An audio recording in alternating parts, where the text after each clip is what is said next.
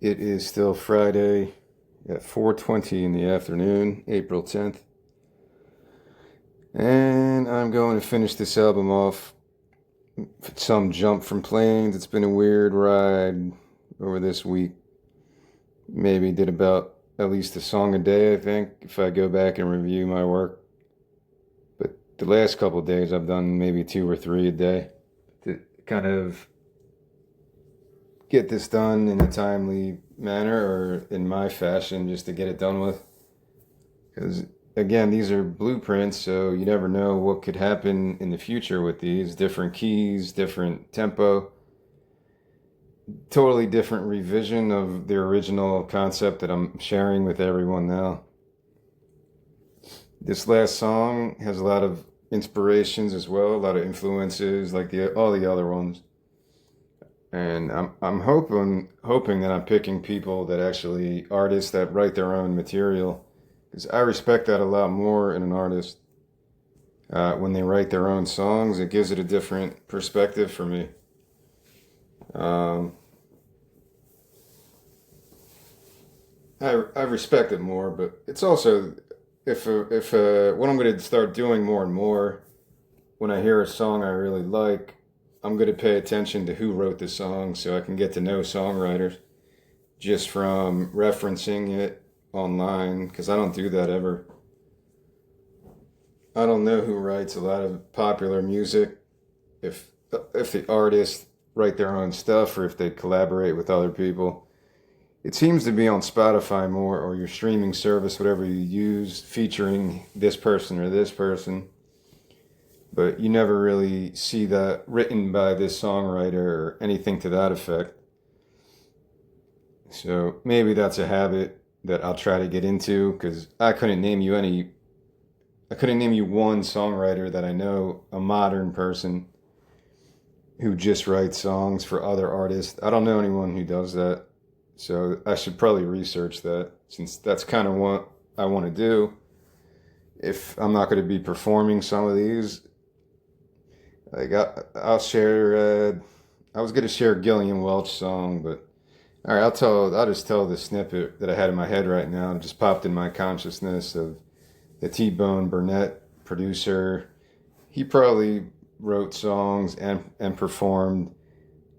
There's a cool video of him with Gillian Welch performing a song. Maybe Everything Is Free, or I forget which one. T-Bone, T-Bone, T-Bone Burnett, which is like, I don't know if that's his real name, but that's a badass name. T-Bone Burnett, he did a lot of stuff. He produced one of her albums. T-Bone Burnett performs with Gillian Welch. I forget what song he did, but you could tell he wasn't the greatest performer, but he got through it. Performs with Gillian Welch because he probably helped. I don't know if he wrote that song. Yeah, Everything Is Free. So he's cool. He's a guy I got to explore more because I know he's produced a lot of stuff and helped write stuff.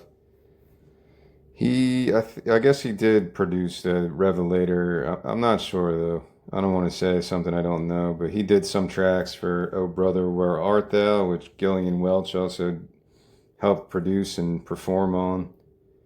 He produced Revival. Okay, that was her debut album. Maybe David Rawlings did Revelator. All right, I gotta look this up now because I don't want to give wrong information. But yeah, I just had that vision in my head. Who produced the Gillian Welch Revelator album? Revelator. If you never heard that one, that's the one I heard first. Yeah, it was David Rawlings. Yeah, he does produce stuff and he writes his own stuff. He kind of does everything, man. Yeah, he's definitely a guitar hero of mine. And yeah, his solo stuff, Gillian Welch is on it too, but his stuff is good. Dave Rawlings Machine, I've seen them in concert, and I bring up the T-Bone Burnett. I can't say his name though, just because that was pretty cool to see him on stage performing a song with two artists that he also produced and worked with. It was pretty cool. Maybe there needs to be a separate, some kind, I don't like award shows, but some kind of a separate outlet for songwriters so they get more recognition, I guess. I don't know how it works. It's probably just my own laziness. I never look into it. Who produced this? Who wrote these songs? I don't pay attention to that stuff as much as I should. But yeah, I know Gillian Welch writes pretty much all her songs. So um, in that case, I think he was just performing with two of his favorite artists. He's a pretty cool guy. I've seen him in interviews or heard him on YouTube, some YouTube videos, give some interviews about stuff. And I will share one Gillian Welch song since I haven't talked about her through this album, but she's probably my favorite songwriter, and she's got a similar story. She went to, I forget the name of the school, maybe Berklee School of Music. I forget what it's called, but that's when she developed the love for bluegrass. And then she and David Rawlings went to Nashville, and they wrote songs and performed and had kind of a underground kind of following. And then some of her songs got used by Emmylou Harris and other people, and more established artists liked her writing, and then it just kind of sparked her career as an artist as well. And I think she's on tour right now doing like Grateful Dead songs. I got an email because I'm on one of those lists. But she's on tour a lot. I think she recently did the UK and stuff. So I will share a song from one of her albums. I think it's called One Little Song or Gotta Be a Song Left to Sing. It's a nice acoustic song. One Little Song or something like that. It's probably the main inspiration for this last track. One Little Song, I think it's called. Yeah, One Little Song. It's off of Soul Journey. Really just a very mellow acoustic ballad, I guess you would call it. And there's some live performances of it. She was interviewed on like an Australian TV show a long time ago, and she did it live and kind of explained how the song formed, and it was really interesting. Maybe I'll share that too, if I can find just a clip of that, or share the whole video. But there's some other ones too. I listed Brandi Carlile, Eileen Jewell. I always feel like I'm mispronouncing her name, but I think it's Eileen. And Carole King, I'm sure she's got some influence on this because it's kind of an album inspired by her type of songwriting.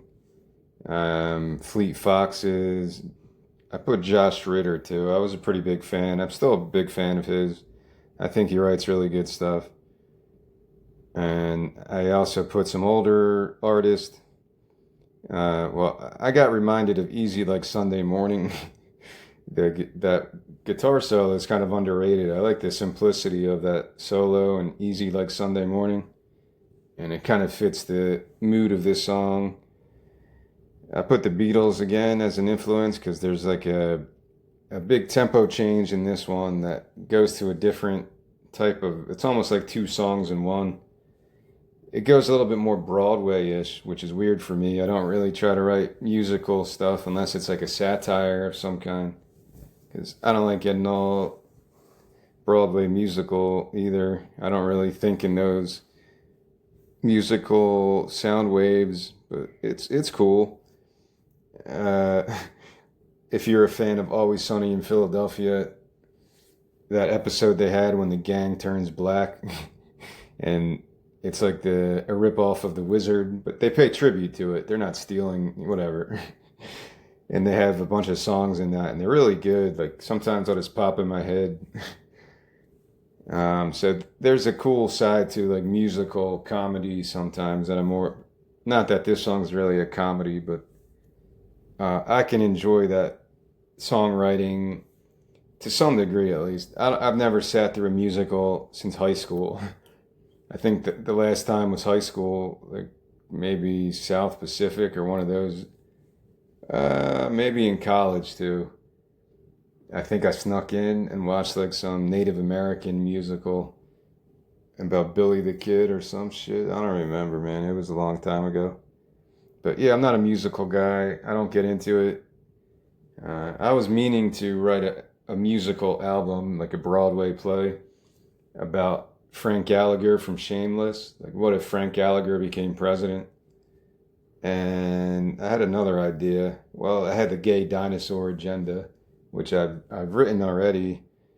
Not really as a musical though, but I think it'd be really funny if it was done as a musical. You could buy the children's book, which isn't intended for children, disclaimer, on my Amazon site. And I also actually listed Billy Joel as a influence on this because for some reason I was thinking of Billy the Kid.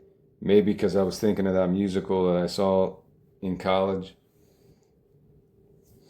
Yeah, I was kind of a hermit a lot in college. I would sneak in to the art department. One time they showed Run Lola Run, and I just like, all right, I'll just sneak in and watch this movie because I wasn't really part of a lot of the cliques and artistic stuff back then. So this song, it's closing the album. I made a decision that this would be the best song to close it. I'm 90% sure that I would conclude the album with this one, but there's still a part of me that likes song number 6, which was Some Jump from Planes. That kind of fits too as a closing song, so I'm not 100% sure yet. I'm not 100% either way, really. But I'm more leaning towards this one because that's how it flowed originally as I was putting these songs together, and I kind of think there must have been some force guiding me to put these songs in order like this. That could also be me being lazy, and I don't want to think about it, use my brain to really, really do that. Not that it's really that hard to see what songs would fit better. And also, once these songs were actually recorded and produced, then that's when you really have to kind of gain a sense of how the album flows. It's hard to do just in my head and how I envision the album going. Believe me, I try to do it. After I do something like this, I'll go through the album as soon as I'm done, and then a week later, a month later, I'm always returning to stuff often to see if I still like it and to see if it flows from track to track, if I remember how the melodies go still. Most of the time, the answer is yes. I haven't had to do that with any of the albums I've done lately, kind of edit things to rearrange the order of the songs. I haven't had to do anything like that. But like I said, you don't really know until you have the songs in front of you ready to, share with the public. Not just my blueprints that I'm doing now. But you can get a sense, like you can get at least, because it's all going to be subjective based on the person. There's some channels on YouTube that do stuff like that. Oh, this would be, or at least I've watched a lot of music videos where they dissect a discography of a band or they go through an album, and I always hear that criticism. Oh, they should have left this song off the album, or the first side of this album's perfect, but then maybe it was Bob Marley Exodus. Somebody said that they could have just rearranged these tracks or added this track and took this track off, and it would have been a perfect album. I still think that album's pretty perfect, Exodus, but everyone has a different opinion about everything, whether politics, music, movies, anything, man. Some people just like to play devil's advocate anyway, just to have a good conversation. Like growing up in southern New Jersey, it was always listening to Philadelphia sports talk radio, and that whole gimmick is just to cause controversy. Like sports, even more today, is like that. back in the 90s, it was about like Eric Lindros, Bobby Clark, and then it was about Donovan McNabb or Ricky Waters for who for what. You got to be really careful in Philadelphia sports market because Riley Cooper, man, yeah, that thing was crazy for like 1 or 2 months. That was later though. The 90s when I was a kid, it was more maybe Allen Iverson stuff. He had some controversial stuff.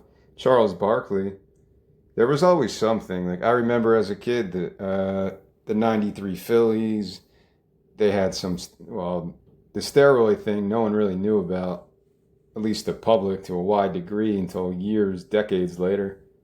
But there was a lot of issues with that team in terms of like drinking. I think somebody had a drunk driving accident or something.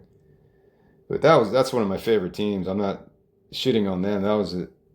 That got me into the Phillies and liking baseball. That team, one of a kind, the '93 Phillies, and that's why sports becomes like a soap opera sometimes because you need that. You need ratings, just like cable news, just like anything else. It pays the bills to keep people listening.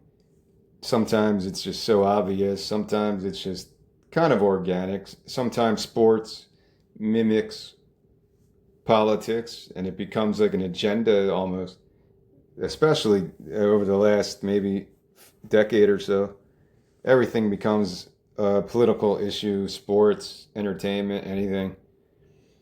But that's just the way it is. I'm sure it was like that back in the Roman Empire when they were having gladiator sports. But I don't know. Were there like environmentalists protesting at the Colosseum? Like, no, don't use those tigers and shit like that. I don't know. Like, isn't that why the circus doesn't come around anymore? Because the elephants and shit. Not that I'm against that. Like, I don't want to see elephants getting fucked up or anything. All right, let me get to this stupid song. That's just how my brain goes, man. I don't even know why I started talking about sports now. It's just an ongoing stream of consciousness that I have no idea what I'm talking about. But this song, it's very mellow. There is a breakup after the chorus that goes into a bridge. I felt like I had to put a bridge in this one because I haven't focused on a bridge in a while throughout the last maybe 3 or 4 songs. And snobby songwriters would be like, you're being lazy, man. You got to put bridges in that shit. Maybe they're right. But I don't know. I like the simplicity of stuff sometimes. But I did push myself. After I wrote the third verse, I was like, all right, just put an outro and then you're done. But then I was like hearing another voice saying, fuck you, you have to put a bridge, man. So I came up with a bridge I didn't want to share A Day in the Life by the Beatles again because I feel like I've shared that song like 3 times on different posts throughout the last few months. So I don't want to share that one again. I shared Eleanor Rigby a couple posts ago. So I don't know. The reason I mention A Day in the Life is because of the way that song's broken up. And I think I've realized that's probably like my favorite song ever. It just has such a good melody, change up, tempo change. The ending is so memorable. And the crescendo, orchestration, and just the subject matter. I think that's probably my favorite song of all time. It's hard to say. Like, I'm sure a lot of people pick like a Beatles song, so I feel like such a cliche normie. But I keep bringing that song up like at least in 3 or 4 posts that I've done trying to analyze my songwriting. So that's kind of a cool realization, I guess. But I'll also find a Ray Charles song. I wanted to go back because Ray Charles was like the coolest voice I heard. And I had maybe 1 or 2 of his albums on vinyl. And it sounded so good. Whoever produced that stuff. All right, let me look that up. The reason I do this, I just want to give people credit, man. and for my own education process. Who produced Ray Charles? Who produced Ray Charles? The one I had was the one everyone has. Modern songs. Shit, I forget what it's called. Modern country, something like that. Modern sounds. It was the red cover. Yeah, modern sounds in country and western music. That's a classic. 1962. Produced by Ray Charles himself and Sid Feller. So that's pretty cool. I didn't know he did it himself. That was the one that really hit me when I was listening to vinyl. That was the one I really liked. I had another one, but I forget what it was called now. But the modern sounds in country and western music, the red cover with him on it, that was the one I really loved. So I'll try to share a song. I'll share a song from that one. All right, let me try to sing this now. I'm 20 minutes in. The last two, the one I did earlier and this one, yeah, I've been really scrambled, but I'm trying to finish this off in a good fashion. And I kind of look at this like I'm pitching something. Like after I wrote my screenplays, that's what I did. I took about, I don't know, a couple nights. I got all manic and I did 10 to 15 minute pitches of what my screenplays were about and what my series would be like. And I put them on YouTube and Substack. I haven't really went back and watched them, but that's just how my brain goes. I just want to be done with it. So I've had a couple realizations during this album and a couple good therapy sessions that I'm a hit and run artist, and I kind of went through some of the darker periods that I was going through a couple years ago and all the bullshit. And that helped me write a lot of these songs, and also that the Beatles, yeah, that Day in the Life is probably my all-time favorite song. So at least I have that to answer if somebody ever asked me. I'm always afraid of the question, what's your favorite book, or what are you reading right now? 'Cause I'm not reading shit. I don't want to be fake about it. That's a scary question for someone who's unprepared. Like, who's your favorite author, or what's your favorite book? Like, I'd probably say The Idiot by Dostoevsky, because that was the one I felt so accomplished after and satisfied after I read the whole thing. I was like, God damn, that was tough to read. The Brothers Karamazov was probably tougher, but The Idiot was more satisfying for some reason. And I always go back to that one when I ask myself that question. But in terms of reading right now, I haven't read shit in like 2 or 3 months. Well, I read a book about the history of the Spanish language, but that was about a month ago. And that's when I was going to the library more and reading stuff. But I could do it now. I'm just lazy. I could do the same thing on my phone or other ways. I just ordered a book from Amazon to learn Spanish grammar, and it's just not something I'm focused on right now. But yeah, that's always when I listen to a podcast and somebody's asked that question, I'm like, oh man, how would I answer that? I'd say like Dr. Seuss or Shel Silverstein or someone. All right, let me try to sing this. I'm going to pause real quick just to refresh my memory so I don't have to break this song blueprint up at all. Fuck it, I'm just going to try to wing this thing. All right, this is verse 1. I hear it with the piano again, but I don't know what voice I hear. I hear a female voice, but I don't really know. Maybe it's like the Joni Mitchell voice again, but everything's muddled. Picture whoever you want to picture. Just one more song with the windows down at the end of the line for everyone to pass along. Just one more song. Midnight chimes to raise the price out of rhymes, so everyone pretends to shine. as the gates open wide. Calm your nerves, it's just life, absurd, but a song might heal if you really trust the anchor's caught. Yeah, the chorus is a little rough. I don't really know where I'm going with that.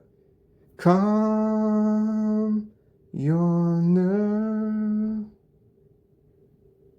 it's just life, absurd, but a song might heal if you really trust the anchor's call. That's a little better. I think I slowed it down, so it's a little bit different than the verse tempo. And I'm pretty sure I would just, if you really trust the anchor's call. From that line, you go right into the bridge. This is where it becomes a totally different song. So far, it's like, call, 2, 3, 4, 2, 2, 3, 4. And then it goes to a different kind of tempo, I think. Yeah, it goes to 1, 2, 3, 4, 5, 6, 7, 8. It is like a musical Broadway type of beat. Not that I'm familiar with that. So this is the bridge.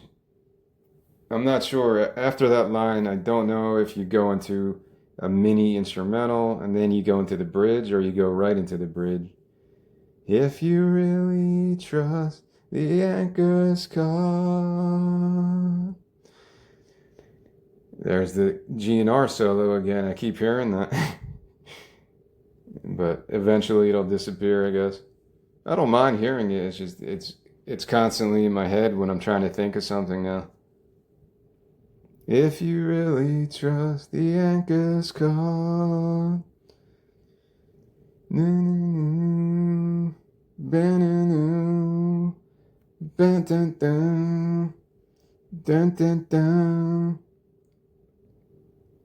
And then it goes into dun dun dun dun. Hard to tell now that it's over.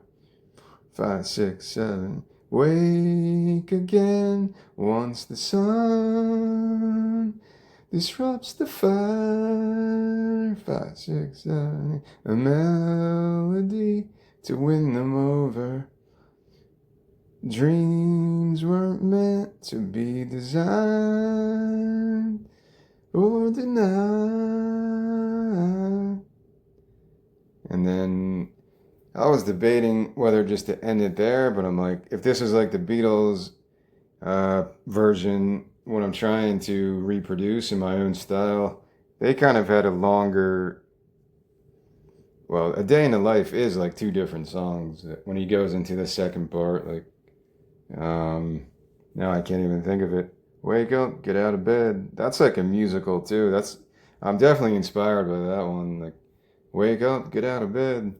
Run go against my head, do do do.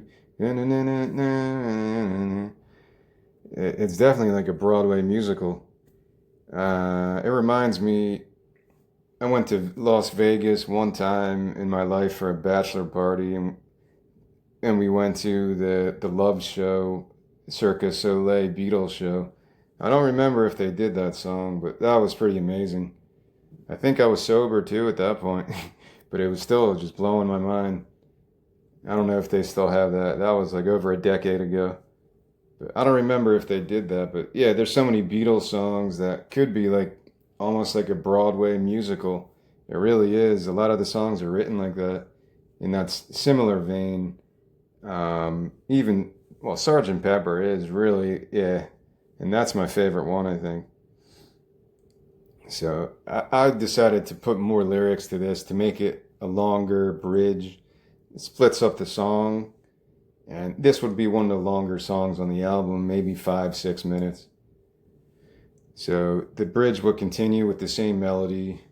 One more song to string together. Dun, dun, dun, 5, 6, 7. Unity Deeper down upon arrival, frequencies like the weather, dun, dun, dun, dun, dun. Emotions crawl to remind we're still alive, floating on and on and on. I'm sure that's probably Beatle influence too. That's more psychedelic, I think. Floating on and on and on. And you could get kind of echoey there. And that's the end of the bridge. You have to make some kind of a transition to the final verse there after that. Floating on and on and on and on and on. You could go on and on with that. Kind of get trippy there, definitely. It's kind of the psychedelic little part to this song. I feel like the Beatles is a lot of people's introduction to psychedelic music, or the Doors. Maybe those were the two major gateways to more psychedelic experimental music for that generation. It's actually a pretty remarkable transformation from I Want to Hold Your Hand to Lucy in the Sky. Like, it's kind of cool to follow a band's progression like that. I don't know who I would really compare that to. Someone mentioned Nada Surf, and they're a band I always feel like I have to go down and explore because I only know Popular and like a couple other songs. But recently, I forget who it was, mentioned Nada Surf and the progression that a band like that had. I can't speak to it because I don't know that band at all. Besides being 14 and seeing the Popular, I'm head of the class, I'm popular. That song was pretty popular. Popular was pretty popular. That was on the radio or on MTV like nonstop for a while. But yeah, it's cool to when a band stays together that long. Well, maybe Bad Religion is kind of an example, but they didn't really change their sound. They just stayed consistent. I don't know. I can't really think of. I was going to say Spoon. They've been around forever, but they kind of stay consistent too. I don't know. Maybe Bright Eyes. They kind of go all over the place. But it's kind of cool to see how the Beatles went over their career from being a boy band and then doing the Indian thing and getting more psychedelic, and it's interesting. Well, I guess Bob Dylan too is like the main one. He kind of explored all kinds of stuff. He had the Christian era, his Gypsy era, Rolling Thunder, his early folky stuff. So he's all over the place too. And yeah, I don't know. I guess either way is fine with me. I don't get mad if I don't. I really hate people. Not hate. Hate's a strong word, right? I don't like it. I don't understand it when people get mad at an artist for exploring something different. Like that perturbs me. Like, dude, what do you want this person to do? Billy Joel probably played Piano Man like a million times. Give the man a break. Let him try to explore something new. Or like, I don't like it when your genre boxes you in because you have to fit a musical paradigm or a musical scene that's so vitriolic, like a political party. Like, we're the punks, we're the hip hop people, we're the country fans. Like, it gets like mini political parties or gangs or tribes like that. And yeah, I get it. It's just natural part of the human condition to be like that. You don't want to have posers. I was definitely a poser, punk rock poser. But, when it comes to an artist who has to play the same songs or they're expected to follow a formula based on their fan base and their record company telling them, this is what we need from you. Like, I don't know if that really exists, but that seems really shitty. That seems like a really bad way to enhance someone's creativity. Recently, another podcast I listened to mentioned that how the record industry used to keep their hands off and be like, all right, just create your shit and we'll sell it. And then there was um, some kind of a shift at some point where they became more involved because of the marketing and the demographics and all that other stuff. And I understand you're looking at the music. I'm looking at it as you really want to, what's the word? You really want to, bring forth someone's ability to just create without any restrictions. And that's what I look for when I listen to music or watch a movie or watch a TV show. When there's censorship or people are afraid to explore certain things, that's when I get turned off, and I just don't like stuff like that. It really does. Like, I don't know. This is a complicated conversation about artistic integrity, I guess, but and it's probably not even the artist's fault a lot of the time. It's just they're worried about staying relevant because there's a million other people putting stuff out. I'll end on that note that I didn't even sing the rest of this song, but there's the band Death that I talked about before from Detroit, punk band of like brothers and a bunch of, it was like three or four African American dudes. And I think they were brothers. They had a punk band in the 70s. And it was a pretty cool documentary showing how they had to try to sell themselves to the record label. Because if you went into a record label, three or four black dudes, and the record label is going to be like, "Oh, what are you guys? R&B, soul, funk?" And these guys are probably like, "No, we're a fucking punk band, man." Yeah, anarchy. It's kind of a trip, or I don't know. It had to be pretty interesting, or I guess Bad Brains kind of continued that. But all right, let me finish this stupid song. So again, I don't know where you would go from that point. You have to transition back to the last verse.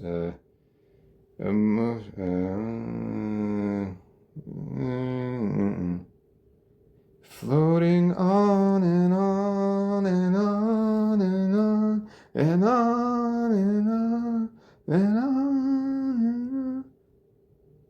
So you can get pretty trippy there. It sounds like a psychedelic type of groove there, and you could probably add to that before you get to the last verse. On and on and on and on and on and on. And I'm just trying to think of something, if something could spark right now, or it would just have to be developed later.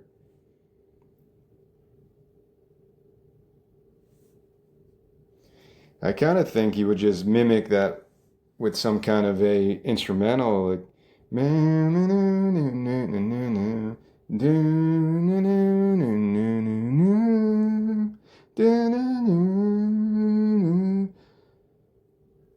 then you have to kind of make a variation on that groove to get to the last verse. And I'll just leave it there for now. The last verse is just like the other two. And yeah, it's you have to get a good transition because this is bringing the pace way down again.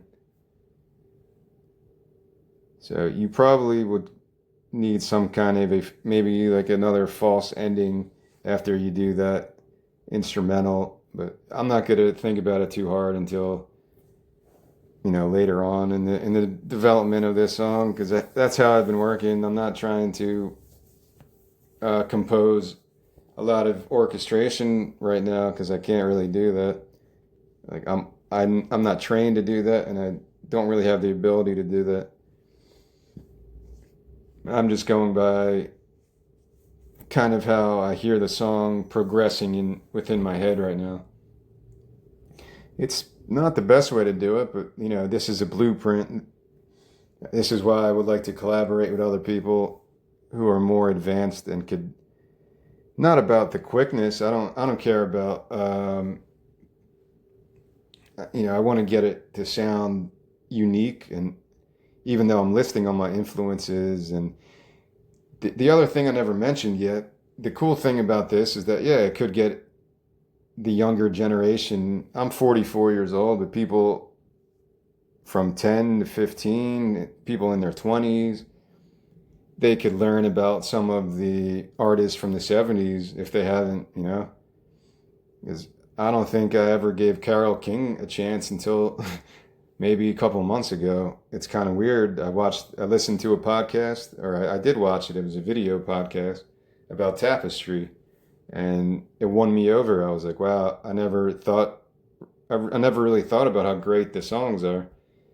So it's cool to share stuff like that and to pay homage, to pay a tribute to different artists from a different era.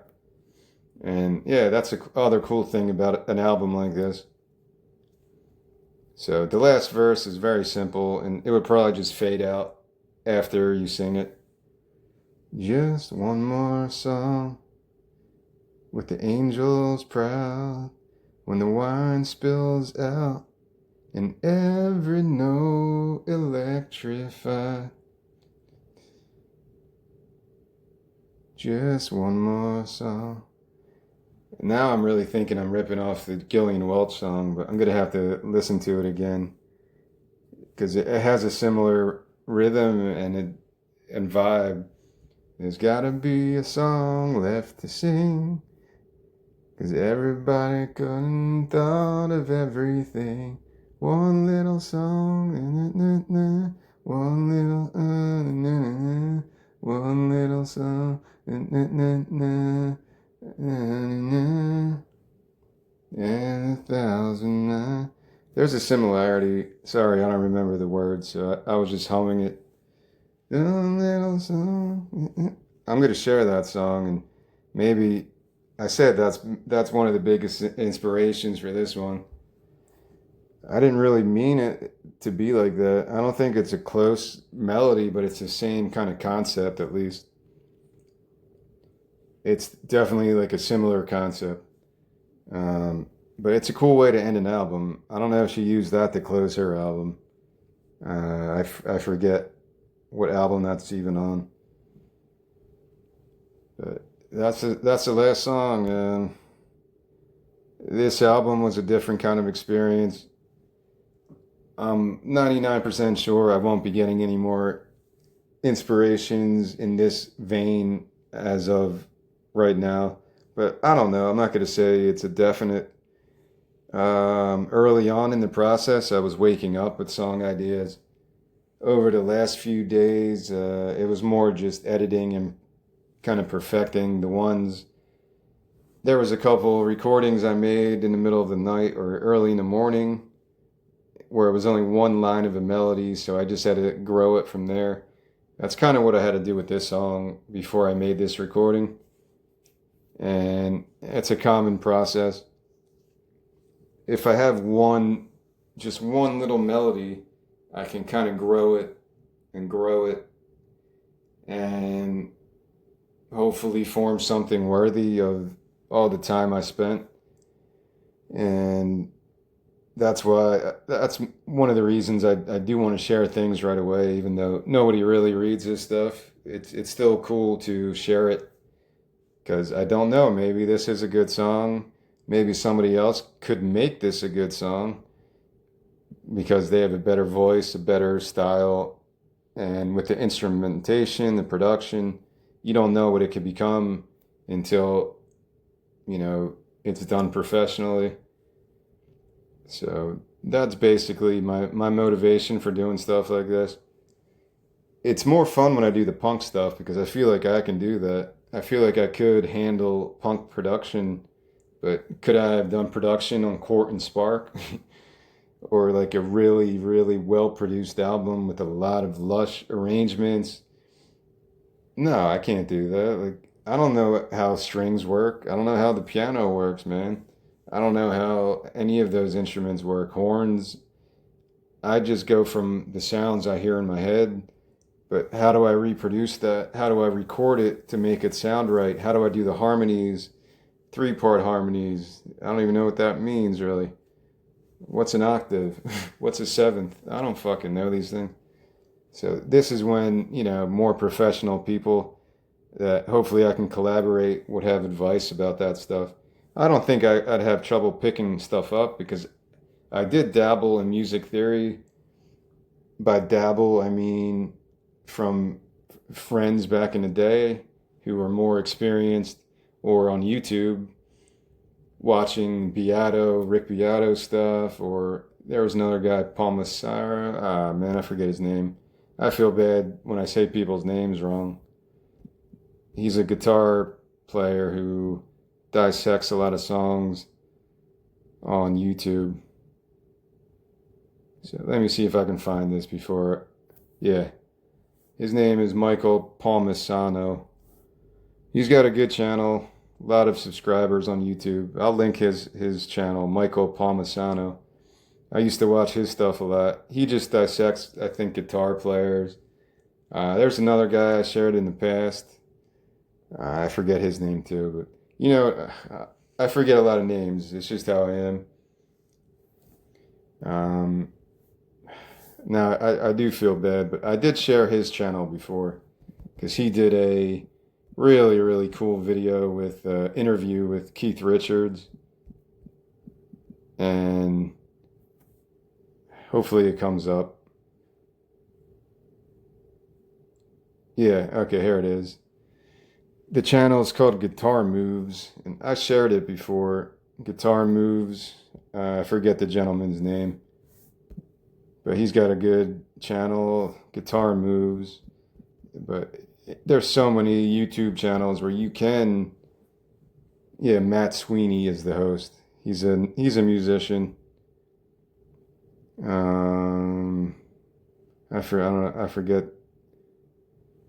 He currently plays with the Hard Quartet, but he does the. Yeah, okay, and he produces stuff too. So Guitar Moves is the name of the channel. It's really good. He did one with Ween, the guitarist from Ween. He did Keith Richards. That was the coolest interview I saw with Keith Richards. Like, I never really cared to really research anything about him until I saw that. But he was a pretty good interview.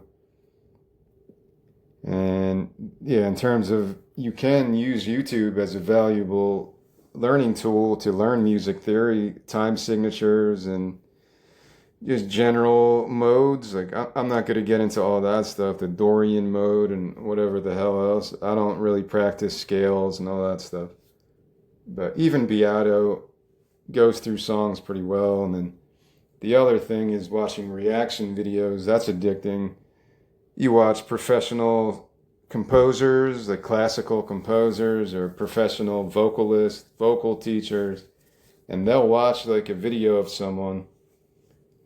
There's actually one such channel. The gentleman watched Gillian Welch and David Rawlings' performance, one of their songs, I forget which one, inside of like a restaurant, and then he was just talking about how good their voices are together, going through the song. Yeah, those reaction videos can get really addicting because it's teaching you as well as experiencing music with a stranger like that after a while they become like a part. If you watch enough videos, it's like you get to know these people. So yeah, YouTube's a really valuable resource. But yeah, the way things are today, a podcast, wherever you get your podcast from, that's the education I'm doing right now. And yeah, it's been helpful. I think listening to music podcasts, especially, inspire me just as much as reading a book about a musician or listening to the actual music. And it will point me in the right direction of things I want to listen to later. But yeah, you got to look at it like there's only so many albums you can listen to in a day. Like, I realize some people listen to like 500 to 1,000 albums a year. So what does that come to? Like listening to 3 or 4 albums a day or more than that? Like, that's crazy. You got to devote maybe 4 hours a day just to listening to new stuff. And then I believe a lot of people criticize, you can't really get to know an album after one listen if you're going to critique it or judge it or give it a rating, even though I do that. But I'm not writing for a magazine. If you're a real music critic, you probably have to listen to an album maybe twice at the minimum or 3, 4 times throughout the day. So how many albums can you listen to in a day and night and really pay attention and judge it unbiased? It's a tough profession. You know, is it really a tough, compared to other jobs? No, but to be an honest critic, it's got to be difficult if you work for a place like Pitchfork or one of those places. I could never do it. Like you can tell from these recordings that I make, I'm not well versed. I can't just speak on a script like that. I just want to speak these things, and I probably have to use Google like at least 4 or 5 times every time I do this to look stuff up that a lot of people just know by heart. So yeah, I'm not at that point, but this is just how I write. Could I get more educated on music theory? Sure, it would be helpful. I think that was the Miles Davis story, that in the beginning he didn't know how to write music, and then one of his collaborators or somebody who did maybe Sketches of Spain maybe kind of demanded that he learned how to read music because that was more orchestration. That's my favorite one, I think. Sketches of Spain. I believe, yeah, I believe that's how he learned to read music. Maybe that'll be the last thing I kind of look up, if that's a thing. 'Cause I don't like saying something and then not having the evidence to back it up. I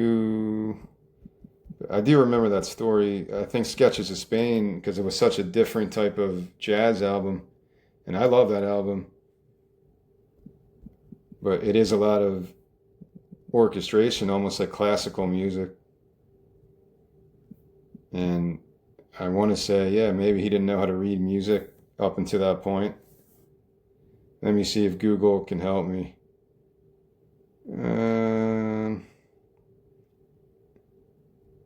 Well, it doesn't mention Sketches of Spain, but he did go to Juilliard.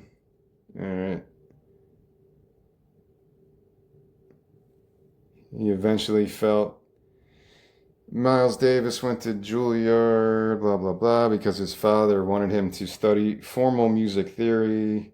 And although he found it valuable, he thought it was too narrow and focused on classical too much rather than black musical traditions. That makes sense. It was probably really strict back in that time, whatever that was, the 50s or 60s. But yeah, I guess he learned it early on, according to Google. But there was somebody famous that worked with him on Sketches of Spain. Maybe who composed it? Who composed Sketches of Spain? Is that going to give me the answer? It was a famous person. Yeah, Gil Evans. Okay, I should have known that name, because I put him on my list of favorite 501 albums. I did find one of his albums that I really liked. Gil Evans. Sketches of Spain, 1960. Primarily created by Miles Davis and composer-arranger Gil Evans. Landmark jazz fusion album. Yes, there's a lot. It reminds me of classical music. And it actually won the Grammy in 1961. Best Jazz Composition. Yeah. All right, let me end this here. That's the end. As far as I know, that's the end of this album. I think it's been a good experience, because even if the songs need a lot of more work to develop the orchestration, and I'm admitting that, yeah, I would need a lot of collaboration with that, because I don't think I could do that with artificial intelligence or just mimic a string section as good as it would sound. But, you have to do what you got to do, I guess. And the coolest thing I was going to say, even if these songs are not finished, but it shows that I can work in different, widely different, going from punk rock to no wave to more of a hardcore feel last week, and then now I'm just going completely sentimental, sappy, Carole King inspired piano ballads with some Broadway musicality to it. So yeah, it's cool to just dip your toes into everything, and I think I'm doing more than that. Like, I do actually like this type of music. I didn't mention James Taylor too much, but yeah, that type of sound, Jackson Browne, yeah, that's a really intelligent, sophisticated type of songwriting.